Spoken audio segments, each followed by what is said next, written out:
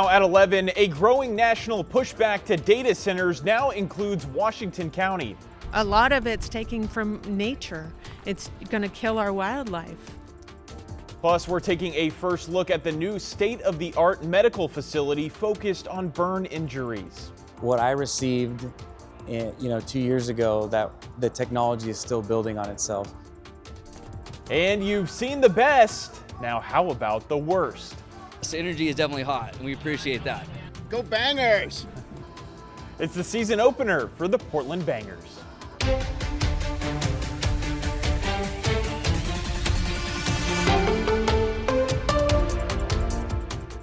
In Washington County, a rally against data centers this morning at a farmhouse surrounded by them. Hillsborough, in particular, has 18 data center sites that are either up and running or under construction. Thanks so much for joining us here at 11. I'm John Adams. That rally is part of a greater nationwide pushback against data centers and the impact they're having in communities. Jake Holter was there. Nationwide pushback against the continued construction of data centers in local communities. Hundreds rallying in Utah in opposition to a data center slated to be more than twice the size of Manhattan. Here in Hillsborough, dozens rallied in the rain to speak out against these data centers. People need to wake up about what data centers are doing. They're increasing our electricity bills. They're taking our water. It's across the nation.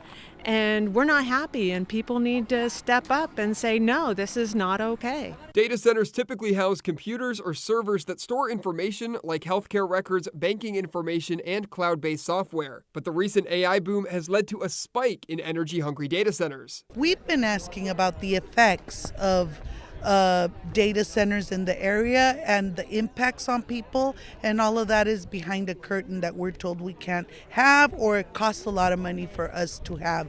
Oregon State Senate District 15 candidate Myrna Munoz spoke at Saturday's rally, criticizing leadership for allowing data centers to qualify for tax breaks. Forest Grove lost 51 teachers this year, and in Beaverton, they closed down a school. All this, they're telling us there's no money in the meantime that we're helping billionaires make more money, and I don't think it's fair to our community. Munoz's opponent in the race, incumbent state senator Janine Solman, told KGW in a statement, quote, "My focus this weekend is on getting out the vote and talking with as many voters as I can.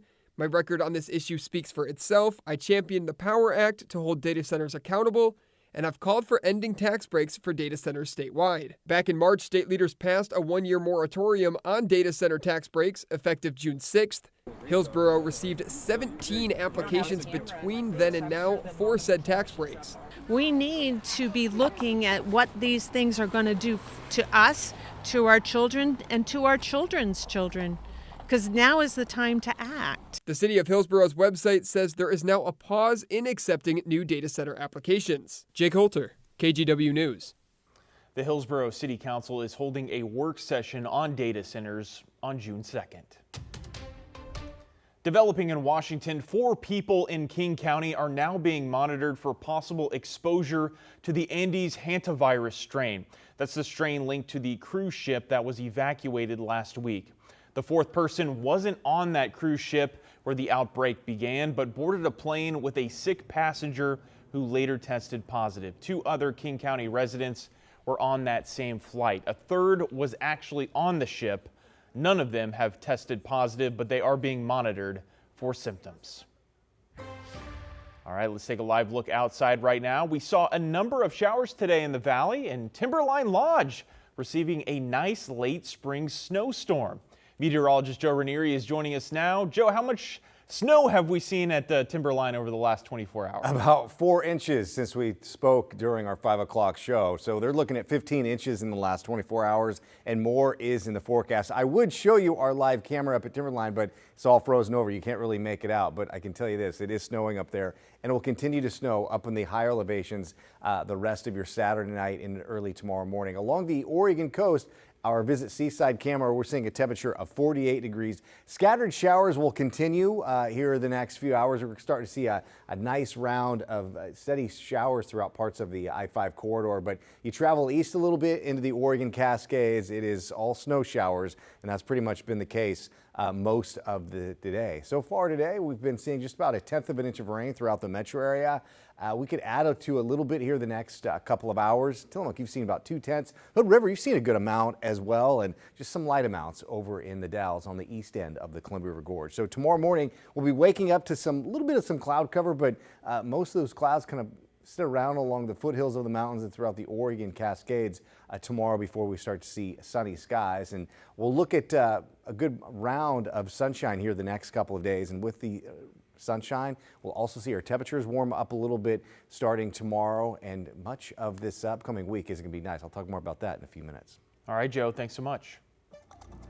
We're learning more today about Friday's shooting in Wood Village. The Multnomah County Sheriff's Office says the victim is a 13-year-old girl who remains hospitalized.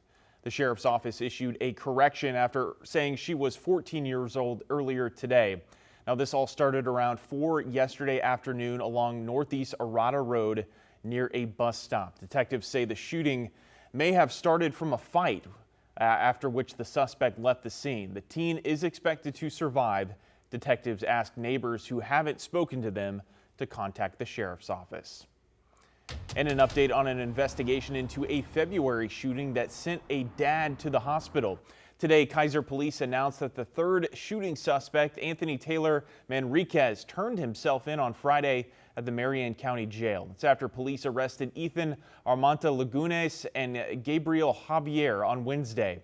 They ask anyone with information about the suspects to contact Kaiser police. New tonight, Legacy Emmanuel Medical Center is showing off its new state-of-the-art burn center, the only burn center in the state serving both Oregon and Southwest Washington. Staff says the new space is larger with more advanced technology, but it also aims to help patients' emotional well-being. Libby Dowsett takes a look. It's been nearly 2 years since Gresham firefighter Spencer Tejadas rushed into a family's home on Southeast 182nd Avenue in Gresham to search for a teenager reportedly trapped inside. I ended up trapped inside for about 1 minute and 45 seconds, eventually making my way out of a bedroom window. Turns out there was no teen in the home, and it was Tejadas who ended up needing help. I sustained 45% burns to my body, full thickness, multiple finger amputations. It was folks at Legacy Emmanuel's Burn Center who cared for Tejadas for months, and here he is now back to tour the new burn center.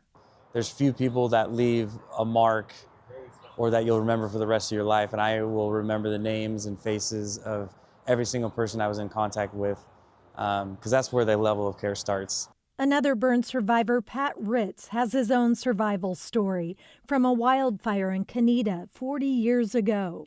3 of us ran, realized that you can't outrun it uphill. We ran through it. The other 3 tried to run away. And so there were 3 survivors.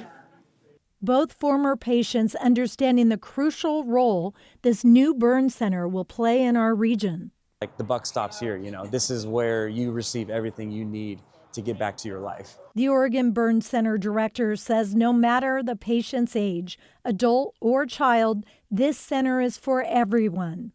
And they're in pain. Sometimes they don't understand why they're here. We have to do things to them. So their recovery matters. The rooms have radiant heat panels to support burn recovery, a special treatment room designed for complex burn procedures. This room has the supplies and the medications and the monitoring system to essentially be like an operating room if I needed to. Come June, there will also be an in-house rehab gym to help people get back on their feet.